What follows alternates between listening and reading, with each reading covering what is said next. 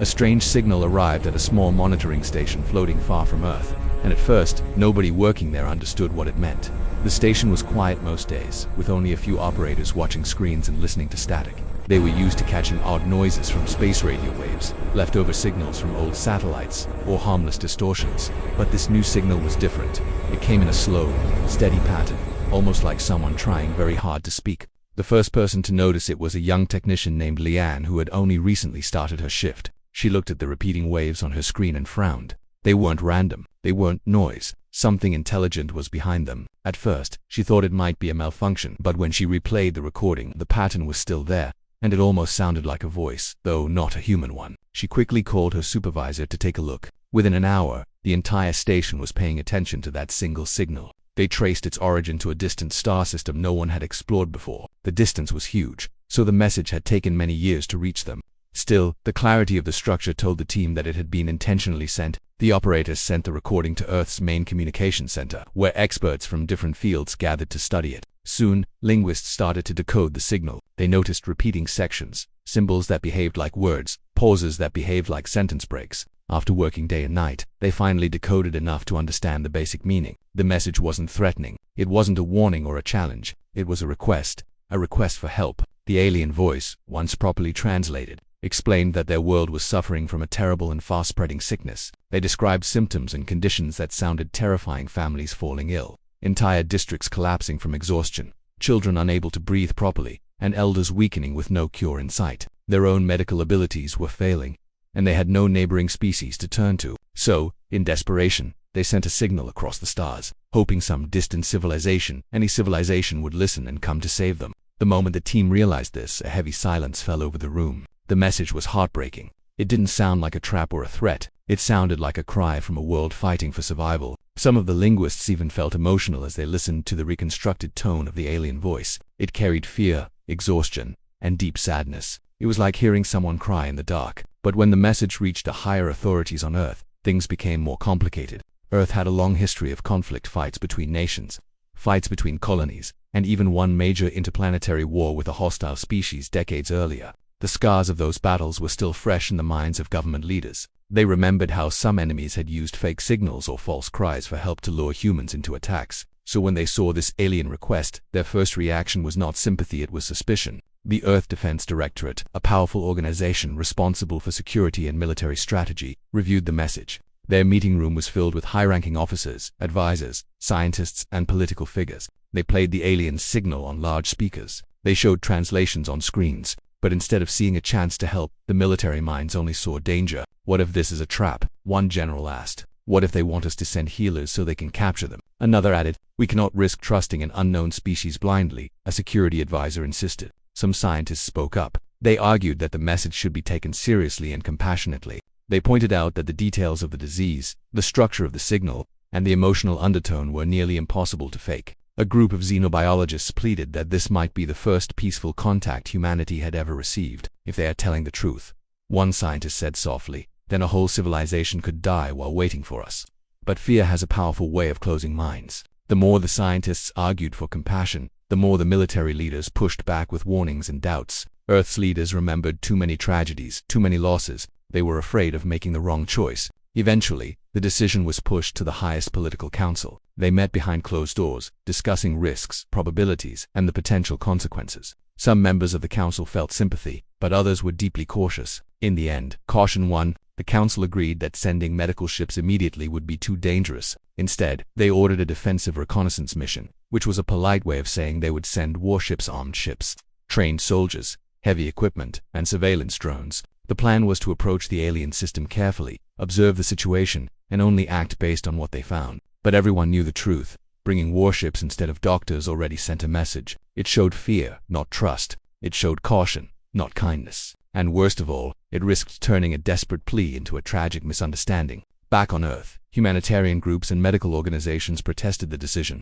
Doctors who had dedicated their lives to helping others begged to be allowed to go. Volunteers signed up by the thousands, willing to travel across the galaxy to save strangers. But the government refused. They insisted on security first. In the monitoring station where the signal had first been detected, the team felt helpless. They had uncovered the message, decoded it, and understood its depth, but they had no control over the response. Lian, the young technician who had discovered the signal, felt especially troubled. She listened again and again to the alien voice, imagining what their world must look like now, families waiting, hoping, and believing help was coming. She knew they had sent their message with trust. They believed someone out there would care. They believed someone would come with medicine, compassion, and hope.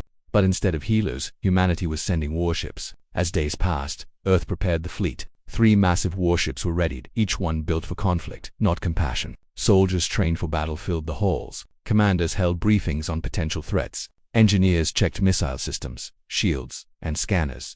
The ships shone with polished armor, cold, metallic, and unwell. Some crew members felt uneasy. A young medic on one of the ships asked her captain, "If they're asking for help, why aren't we bringing doctors?" But the captain only replied, "Our orders are to stay cautious. We don't know what's waiting for us out there."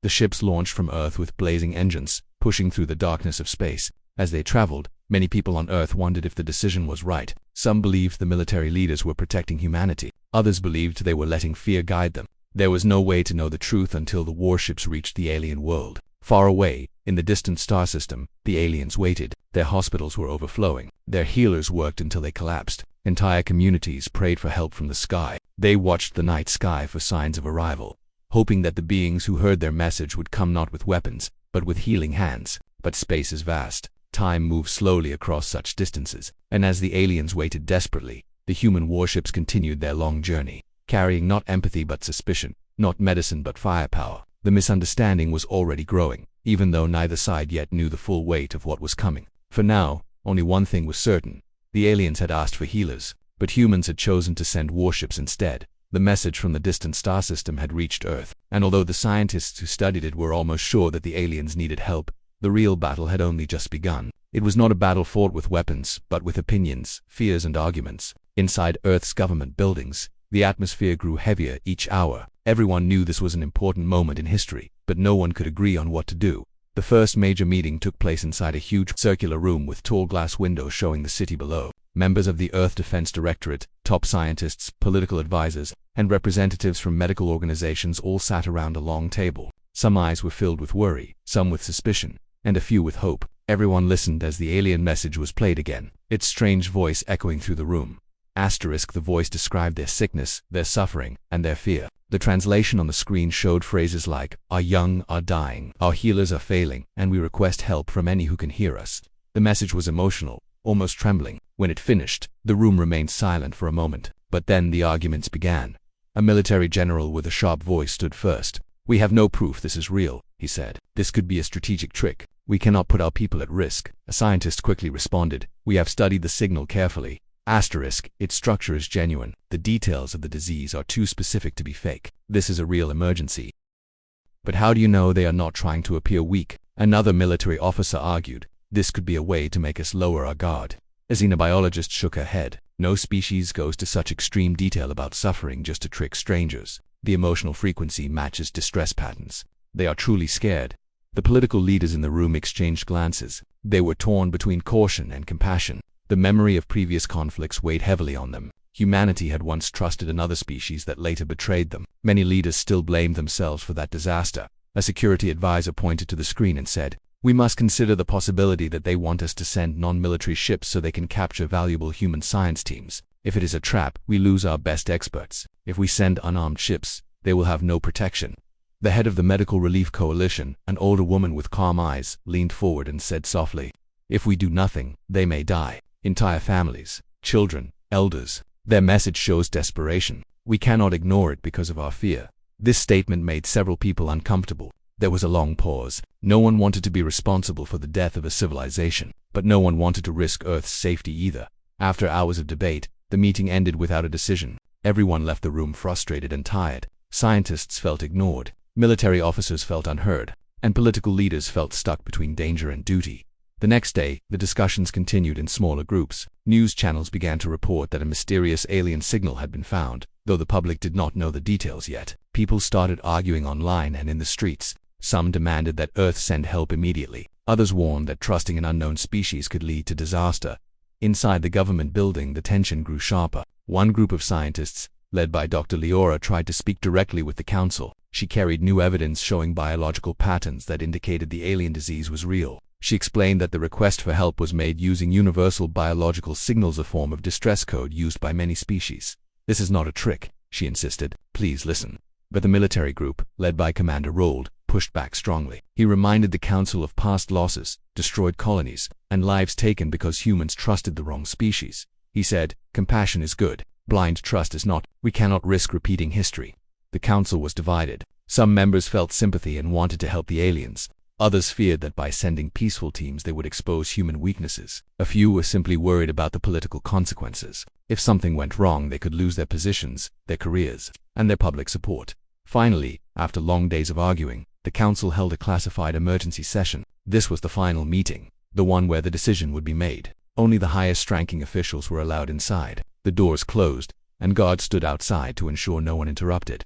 Inside the room, the air was thick with tension. The alien message was played one last time. Some leaders looked down at their hands, unable to meet the eyes of others. A vote was taken. The decision was made. Earth would not send healers, not yet. Instead, they would send 3 heavily armed warships to investigate the situation. These ships would analyze the alien world, decide if the danger was real, and report back. The council believed it was the safest decision. If the aliens were friendly, the warships would simply observe. If the aliens were hostile, the warships would be ready to defend themselves. But many people knew the truth.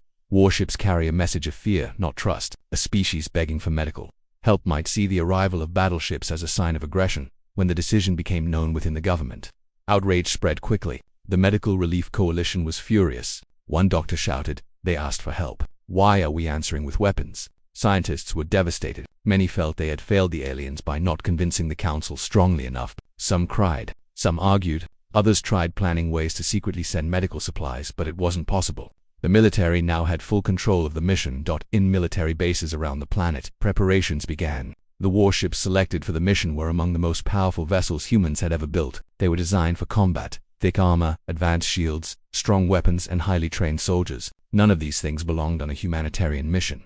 The 3 warships were named Horizon Guard, Stellar Spear, and Iron Dawn. Their commanders were experienced, strict, and loyal to the Defense Directorate. Inside the Horizon Guard, the crew received their briefing. A hologram of the alien star system appeared, along with the translated message. The commander explained the situation in simple terms.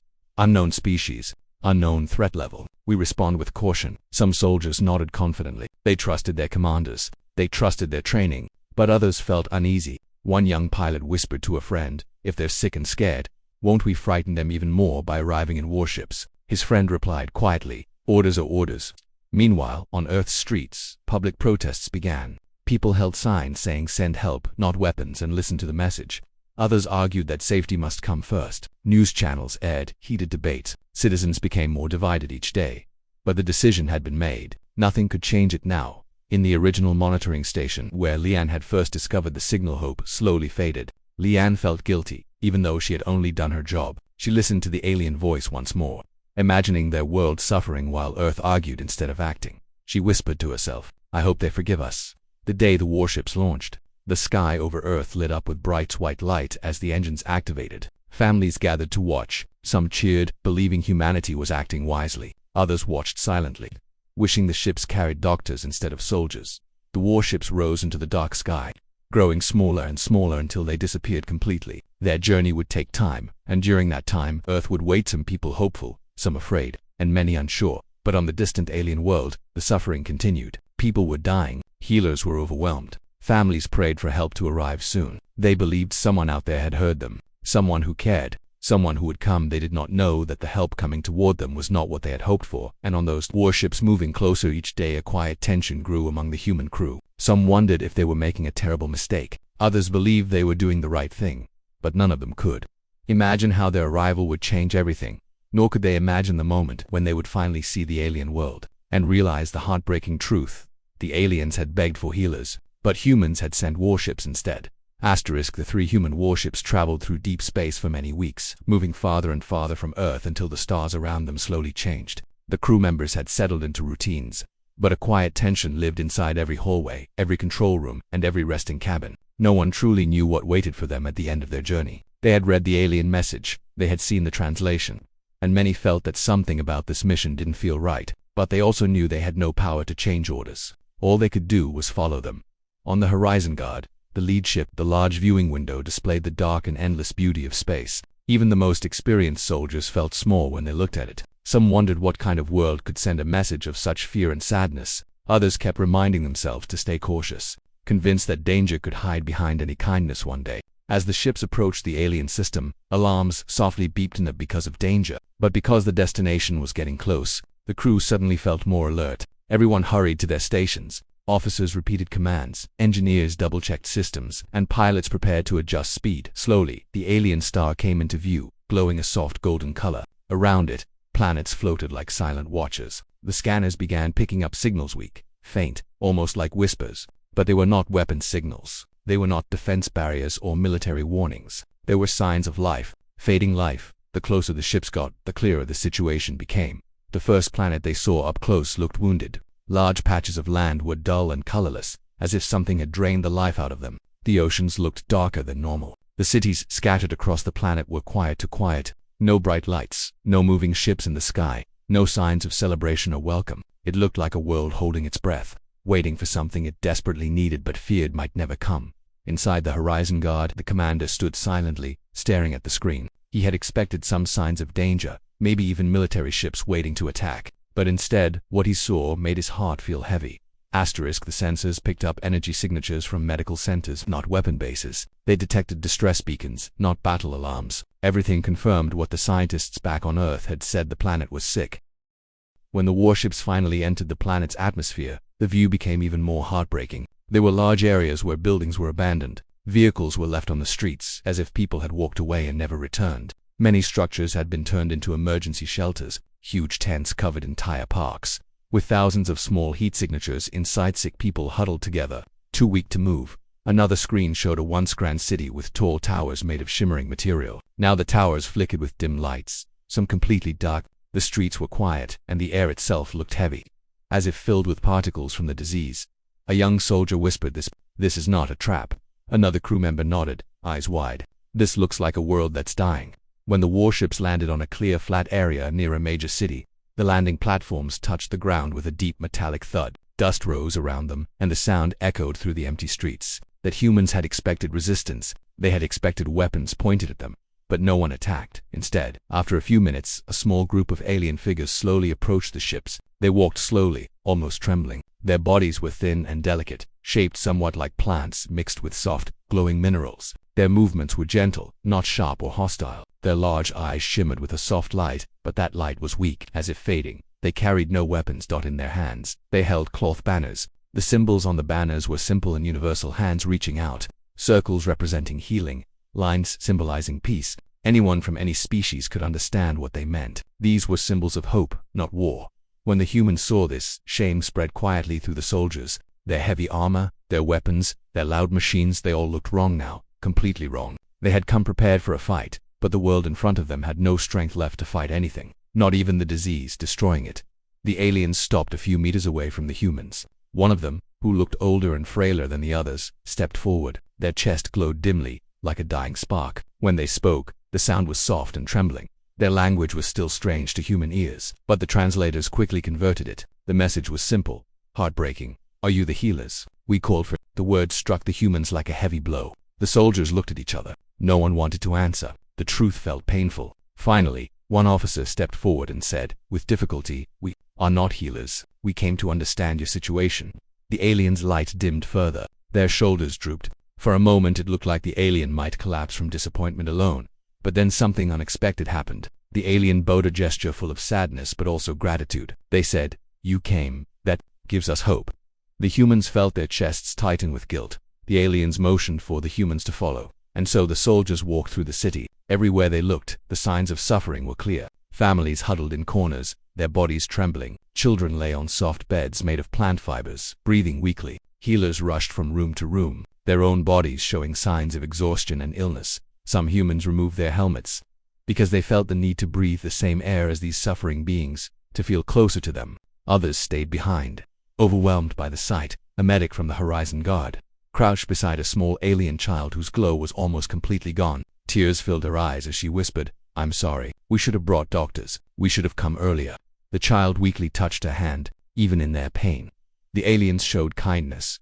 The city's main healing center was a massive building filled with strange but beautiful technology. Vines carrying glowing liquids wrapped around walls, while crystal-like structures pulsed rhythmically. But everything was overworked, stressed, and failing. Many healers sat collapsed in corners, having given everything they had. The human commander watched all of this and felt a deep stab of regret. He remembered how Earth had debated, argued, and hesitated. He remembered all the warnings about traps and dangers. But now he knew the truth: there was no danger here except the disease itself.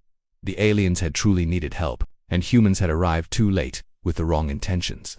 Carrying weapons instead of medicine. One alien healer, barely standing, approached the commander and said through the translator, "We believed someone out there would hear our cry. We believed someone would bring healing. Your arrival means we may still have a chance." The commander couldn't speak for a moment. When he finally found his voice, it cracked. "We will help in any way we can."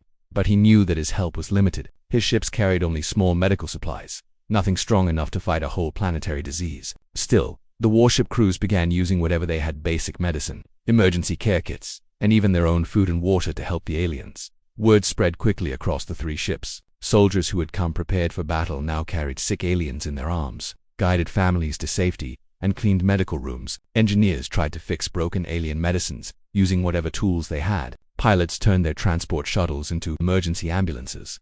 The scene was unlike anything humanity had experienced before. The aliens began to trust the humans, not because of authority or power, but because of small acts of kindness. A human soldier gently covering a sick alien child with a warm blanket, a technician repairing a broken medical bed, a medic sitting for hours with a dying elder, holding their hand so they wouldn't die alone. Every moment revealed another painful truth. The humans should have come much earlier, and they should have come with the right people. By the time the humans sent urgent messages back to Earth, begging for real doctors, real supplies, and real help, the weight of their mistake was heavy on their hearts. The aliens had asked for healers. Humans had brought warships. And now, seeing the suffering up close, that humans realized the full heartbreak of their decision. What happened next would shape the fate of both species forever. The days following the humans' arrival were filled with confusion, guilt, and a kind of emotional shock that none of the soldiers or officers had ever experienced before. They had expected danger, hidden weapons, maybe even an ambush. But what they found was a gentle people on the edge of extinction, weakened by a disease that attacked their bodies and drained the glowing energy that kept them alive. Nothing about the alien world felt threatening. Everything felt tragic. Inside the Horizon Guard, the lead warship, the mood changed completely. The soldiers who had once marched confidently now moved quietly, their faces heavy with guilt. The medics who had trained for battlefield injuries now dealt with fragile alien children, who barely had the strength to stand. The commanders who once focused on security reports now received updates about how many sick aliens had died that day. Every direction they turned, they faced the same painful truth. Earth had misjudged everything. The commander, Admiral Soren, felt the weight of responsibility pressing down on him like a mountain. He walked through the alien medical centers with slow steps, seeing people he could not save, hearing voices he did not understand but emotions he understood completely. Every time he saw an alien healer collapse from exhaustion or a family crying over a dimming loved one, he felt a sharp sting in his heart. It was a sting of regret that Earth had allowed fear to guide its decisions. The aliens were weak, but they still welcomed the humans with gratitude. They did not blame them for coming late. They did not question why warships had arrived instead of doctors. Instead, they greeted the humans with trembling hands, bowed heads, and soft lights in their eyes. Their kindness made the guilt even stronger. One alien elder, whose body glowed only faintly now, approached Admiral Soren and placed a gentle hand on his armored sleeve. Through the translator they said, "We feared no one would come. Even seeing your ships gave us hope." Soren could not find words. He nodded, but inside, he felt as if he were breaking. Back on the ship, tension grew among the crew. Some soldiers whispered angrily in the hallways, "We brought guns when they needed medicine. We could have helped earlier. How could the leaders on Earth make such a mistake?" Others tried to stay professional, but their eyes showed their pain. One young medic, Rana, spent her days running between sick children, using every piece of equipment she had Davin, though nothing was strong enough to cure the disease. At night, she sat alone in her cabin, crying quietly into her hands. "We should have come sooner," she told her roommate. "We should have brought healers, not soldiers." Her roommate, a soldier named Ravel, didn't know how to comfort her. He had carried sick aliens from shuttle ships to the medical centers all day. He had seen their small glowing hands gripping his uniform as they coughed weakly. He had heard their parents whisper strange words of thanks even while suffering. He felt just as helpless as Rana. Some of the crew felt anger not at the aliens, but at Earth. Many believed the decision-makers had let fear control them. Some felt embarrassed. Others felt betrayed. They had trusted their government to make the right choice. Now they were standing among innocent lives that could not be saved with bullets or armor. The aliens themselves were confused. Their leaders, weak but hopeful, gathered to speak with the humans. Their bodies flickered softly, showing their exhaustion. They explained the disease in more detail. It spread through the air during certain seasons, affecting the young and old most severely. Their medical technology was advanced but limited. Their healers had once been powerful, using energy from their bodies to help the sick. But now even the healers were collapsing or fading. One alien healer said, through the translator, "We used every power we had. We tried to hold on for your arrival. We thought you would bring healing knowledge. We hoped for help we could not give ourselves."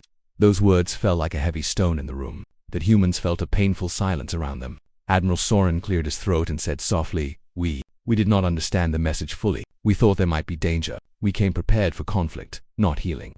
The alien elder replied, "We understand fear. It lives in all beings. But your presence now brings hope." Some of the humans couldn't even look the aliens in the eyes after hearing this. They felt unworthy of such kindness. As days passed, the humans threw themselves into helping however they could. They cleaned medical halls, carried water, helped organize sick groups, and used the little medical equipment they had. The aliens were surprised by the human strength and agility. Even the simple act of carrying heavy supplies amazed them. But the disease was strong for the humans' limited equipment. Each night, the human crews sent urgent messages back to Earth, begging for real medical fleets. They sent recordings of the aliens' suffering, photos of sick children, and updates on the spreading illness. Some messages were emotional and raw. One medic recorded herself saying, "Please, send help. Please send doctors. We don't have enough to save them. If we delay more, this entire species might disappear. Don't let fear destroy another world." When Admiral Soren sent his message, his voice was steady but filled with guilt. "We made a mistake, a grave one. This is no trap, no trick. I request immediate deployment of all available medical resources. We must correct our error."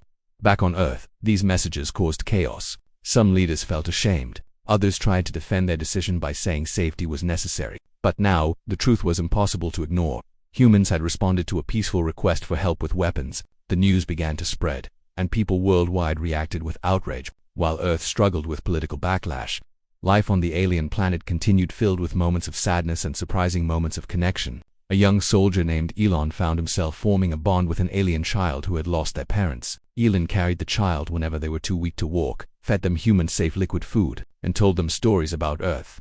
The child would touch Elon's cheek with their small glowing fingers, and for a moment, everything felt gentle. Rana, the medic, worked beside alien healers who showed her how their energy-based medicine worked. She admired their dedication. Even though each healing session drained their own life force, she tried to copy their techniques with human tools, sometimes successfully, sometimes not. Engineers from the warship used their knowledge to repair broken alien medical devices. They spent hours studying the crystal-based machines, cleaning them, adjusting them, and bringing some back to life. When the devices began glowing again, the aliens cried with relief. Meanwhile, Admiral Soren met regularly with the alien leaders, discussing ways to slow the disease until real medical teams arrived. His guilt turned into determination. He barely slept. He spent every day organizing volunteers, training soldiers to help with alien medical tasks, and pushing Earth authorities for faster action. Slowly, trust began to grow between the two species, not because of politics or treaties, but because humans showed genuine kindness. They were far from perfect, but they tried with all their strength.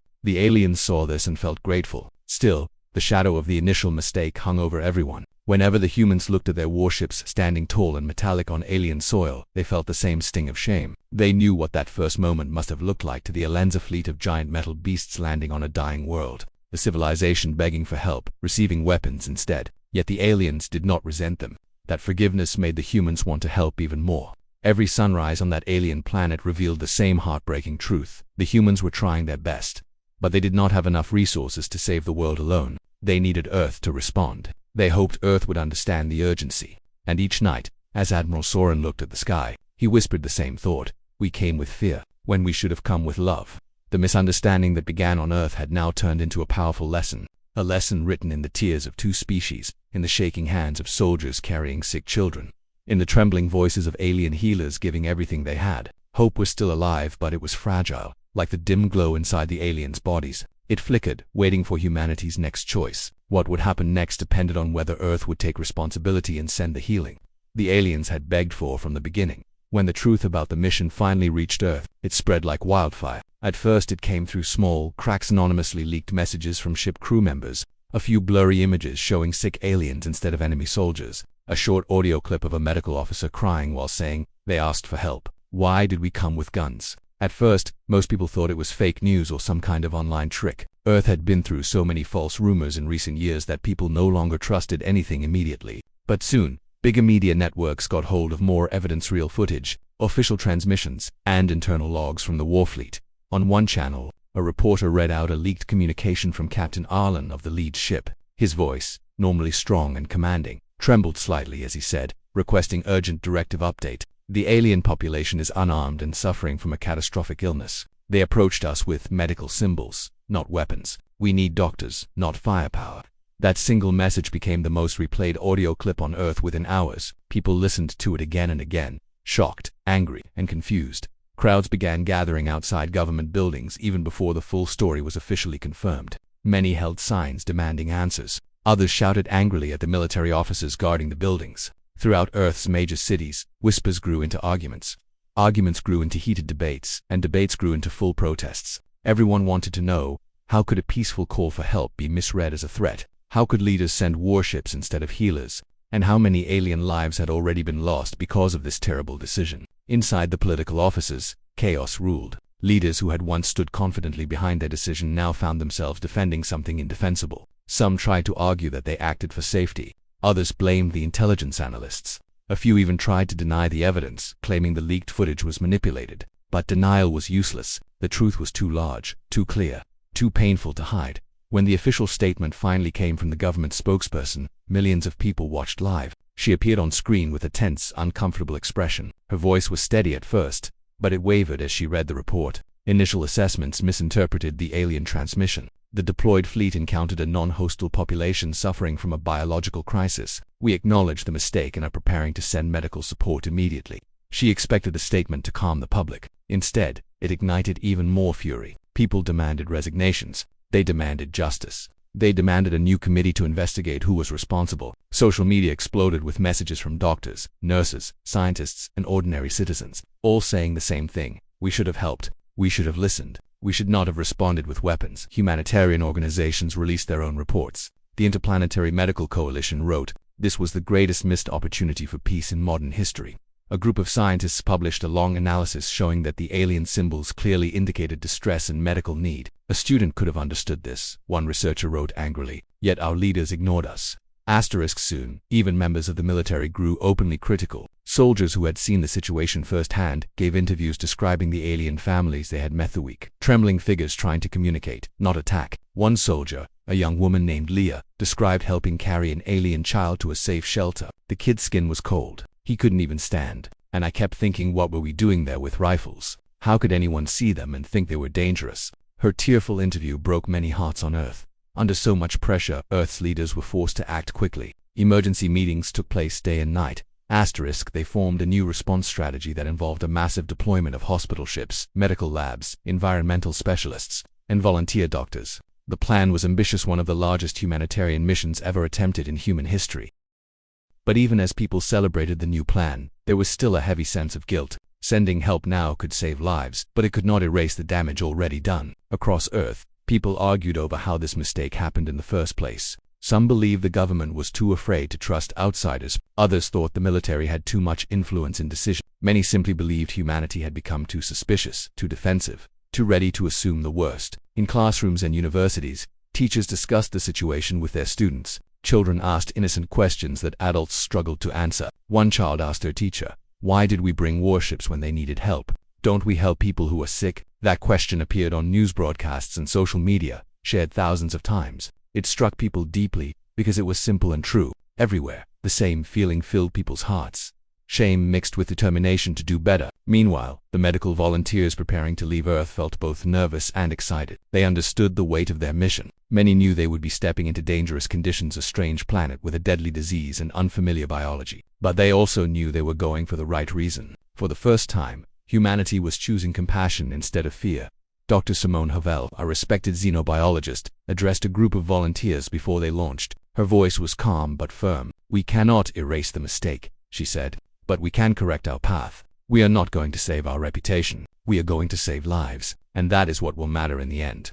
The volunteers nodded, their faces serious and resolute. Many of them had joined this mission because they felt personally responsible, even if they had nothing to do with the original decision. They wanted to show the universe that humans were not defined by their worst choices. In the days that followed, news channels provided continuous updates. People watched the preparation of giant hospital ship shining vessels, filled with advanced technology and entire medical teams. Engineers installed sanitation pods, recovery units, portable labs, and translation modules. Scientists loaded thousands of samples of medicine, vaccines, and genetic materials. Everyone worked around the clock. And yet, even during this hopeful activity, the anger on Earth did not fully calm. Protests continued. Political leaders were questioned aggressively. Several officials resigned in shame. Committees were formed to investigate what had gone wrong. Some people worried that even sending help now might be too late. What if the aliens no longer trusted humans? What if they saw the arrival of medical ships as just another trick? These were real fears, and no one had answers. All humanity could do was hope. When the hospital ships finally launched, crowds gathered at spaceports across Earth. They watched the colossal vessels rise slowly into the sky, glowing with soft blue lights, so different from the dark, sharp-edged warships that had been sent before. People cheered. Others cried. Many stood silently thinking about the alien families far away, wondering if help would arrive in time. In the control center, technicians monitored every detail: trajectory, fuel, medical storage levels, communication lines. Families of the volunteers hugged their loved ones tightly before separation doors closed. Some whispered wishes. Others simply said, "Come back safe." As the medical fleet sped through space, the political consequences continued unfolding back home. Opposition groups demanded a complete redesign of Earth's interplanetary policy. Newspapers published bold headlines: "Fear cannot guide us anymore. Trust lost. Humanity on trial. We must earn forgiveness." Many articles described this moment as a turning point for human society. A moment when humanity would be forced to look at itself honestly. How many years had fear controlled decisions? How many opportunities for peace had been lost because people automatically assumed danger? This incident, many believed, would force everyone to rethink their values. Yet in the middle of all this debate, the most important question remained: would humanity's attempt to make things right succeed? The warships that had first been sent were still stationed near the alien planet. Their crews were exhausted, emotionally drained, and desperate for reinforcements. They had done what little they could: shared supplies, offered basic aid, sent messages home. But compared to the scale of suffering on the planet, their efforts felt tiny. Then came a moment that touched everyone on Earth: a message sent by Captain Arlen to the families of the sick aliens. In the message, he bowed his head, showing deep humility. "We came with weapons," he said softly, "but we now stand with empty hands, ready to help in any way we can. Forgive our fear." Aliens watching the message on their holographic screens responded with quiet gestures of understanding. They waved gently, a gesture of peace in their culture. That simple exchange became a symbol of hope across Earth. Back home, people replayed it again and again, feeling a bittersweet mix of relief and guilt. Still, the consequences of the government's mistake were far from over. Many leaders faced intense pressure to step down. Some tried to shift blame, but the public was no longer willing to accept excuses. They wanted real change. They wanted a future where decisions were made with wisdom, not fear. But for now, the focus was clear: save the aliens, heal what could be healed, rebuild trust, one action at a time. The first step had been made. Warships had arrived first, but now hospital ships were on their way, and humanity, shaken and humbled, prayed that they would not be too late. When the medical fleet finally entered the alien system, there was a different feeling in the air. The warships that had arrived first had brought tension, fear, and confusion, but the hospital ships brought something else entirely. Their bright lights shone softly against the darkness of space, their white hulls marked not with weapons but with symbols of healing. Inside them, thousands of doctors, scientists, nurses, and volunteers prepared for the moment they had been waiting for, the moment when they would finally try to fix the mistake humanity had made. As the ships descended toward the planet, the exhausted crews from the warships watched with relief. Many of them had spent days feeling useless, guilty, and powerless. They had helped with whatever little equipment they had, but the scale of the disease was far beyond anything they could handle. Now, seeing the hospital ships arriving felt like a weight lifting off their shoulders. Some soldiers even cried quietly, wiping their faces before anyone could notice. They had been trained to be strong, but what they had seen on the planet had changed them forever. When the medical teams finally landed, they stepped out into a world that was still struggling to survive. The alien cities were quiet, but not in a peaceful way. The silence came from pain, not calm. Streets that must once have been full of life now had only a few weak figures moving slowly. The air carried a faint, bitter smell, something like rotting plants mixed with heavy smoke. It was clear that the disease was not only attacking the aliens, it was attacking the environment around them. Plants were wilting faster than normal, and the air temperature felt strangely unstable, as if the planet itself was sick. The first group of aliens who approached the humans walked slowly, their body movements weak and unsteady. Their long leaf-like limbs drooped, and their skin, which normally had a glowing green color, had faded into a dull gray. But even in their sickness, they still carried the symbols of healing they had shown earlier. That humans saw them and felt a deep ache in their hearts. The aliens had expected help from the beginning. The misunderstanding had hurt them deeply. A doctor named Rana stepped forward and bowed gently. She removed her helmet so they could see her face clearly, even though it exposed her to risk. "We are here to help," she said slowly, using the translation device. The alien in front of her made a soft, trembling sound, which the device translated as relief. It was the first true moment of connection between the two species since the tragedy had begun. From that moment, everything changed. The doctors spread out across the area, setting up temporary hospitals. Portable tents unfolded into full medical units, complete with beds, sanitation chambers, oxygen supplies, and diagnostic machines. Scientists set up labs within hours, their hands moving quickly and carefully as they collected samples from the environment, the water, and the aliens themselves. Engineers repaired broken machines and converted military drones into delivery devices that carried medicine instead of weapons. The warship crews helped carry supplies, build shelters, distribute emergency food, and comfort families who had lost loved ones. One of the most remarkable scenes happened on the second day. A group of soldiers, still wearing parts of their armor, worked with a team of alien healers to transform an empty plaza into a recovery center. They placed soft mats on the ground, installed air purifiers, and even built a device that produced warmth for the aliens whose bodies had become too cold. The aliens were surprised. They had expected humans to be strong, but they had not expected them to be compassionate. Every small act of kindness slowly changed their hearts over time. The joint medical teams began to understand the disease better. It turned out to be a strange fungal infection that spread through spores in the air. The aliens, being plant-like organisms, were extremely vulnerable to it. Their bodies absorbed the spores quickly, and the infection attacked their respiratory system and their roots, the organ that connected them to the ground. For humans, however, the spores were not as dangerous, giving doctors a chance to treat the aliens without suffering much risk themselves. Dr. Simone, the xenobiologist who had helped plan the mission, made one of the biggest breakthroughs. After analyzing the spores under a microscope, she discovered that a small enzyme in the fungus could be neutralized using a simple chemical combination. When she ran tests, the infected cells grew stronger. She called her team together and said with trembling excitement, "I think we found something." The next hours were filled with careful experiments. Scientists mixed the enzyme blockers with water and tested them on small samples from infected aliens. To their amazement, the fungal growth slowed. Then it stopped. Then the cells started repairing themselves. When they shared the results with the alien healers, some of them cried tears that shimmered like drops of sap. Hope had returned. The humans and aliens worked side by side to develop a cure. They created a spray that could be absorbed through the alien's skin, allowing the medicine to enter their bodies quickly. The first time they tested it on a severely ill alien, the recovery began within minutes. The alien, who had been barely able to stand, lifted its head slowly and looked at the doctors with gratitude. His skin, which had been a dull gray, shifted into a faint but visible green.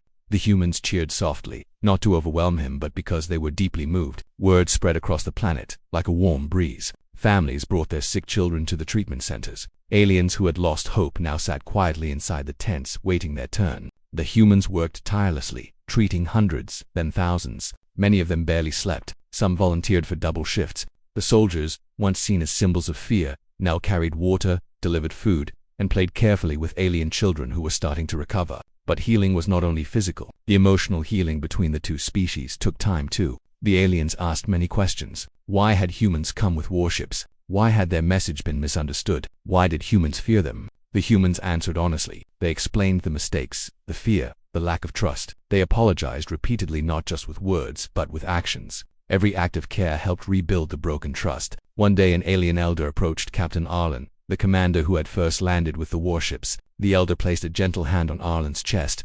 The translation device explained, "Our people are not angry with your soldiers. We know fear is powerful, but your actions now show your hearts."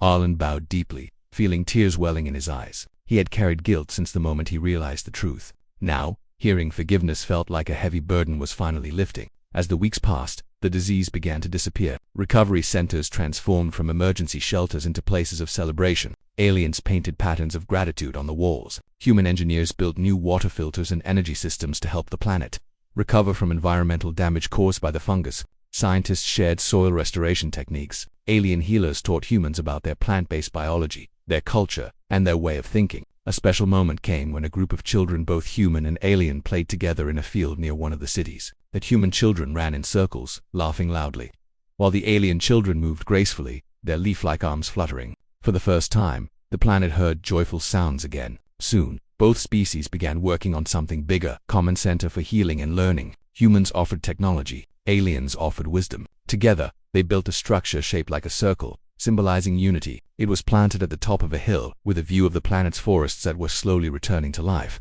The day the center was finished, a ceremony took place. Human leaders humbled themselves before the alien council. They've admitted every mistake, every fear-driven decision, every moment of blindness. The aliens listened quietly, their faces soft and understanding. After the speech, the alien leader stepped forward and said, "Fear brought your warships, but love brought your healers, and love will stay."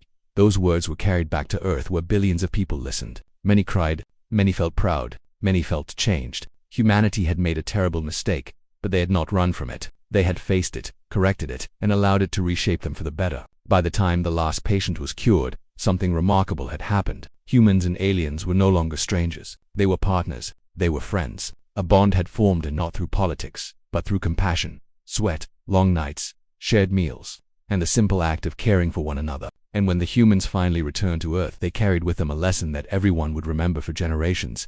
Fear creates warships, but empathy saves worlds.